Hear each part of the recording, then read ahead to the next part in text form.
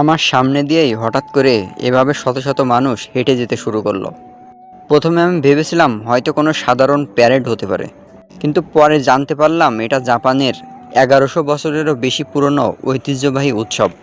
আর এটার নাম হলো গিয়ন মাতসুরি উৎসব।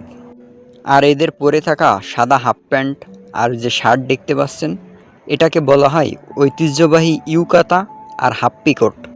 আর মাঝখানে যে ঘরের মতো কাঁধের উপর বাক্স দেখতে পাচ্ছেন, এটাকে বলা হয় মিকোশি, অর্থাৎ দেবতার বহনযোগ্য মন্দির। আর মাঝে মাঝে কিন্তু হালকা করে নাচতে থাকে তারা। আর পিছনে শুনতে পাচ্ছেন ড্রাম, বাঁশি আর ঘণ্টার সুর। আর এই বাজনাগুলোকে একসাথে বলা হয় গিয়ন বাঁশি। এটা এই উৎসবের ঐতিহ্যবাহী একটা সঙ্গীত।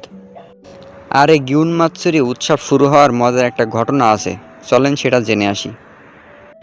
মূলত এই উৎসবের ইতিহাস শুরু হয় 869 সালে।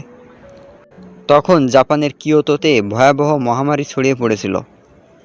তখন মানুষ দেবতার কাছে সাহায্য চেয়ে এই উৎসবের সূচনা করেছিল।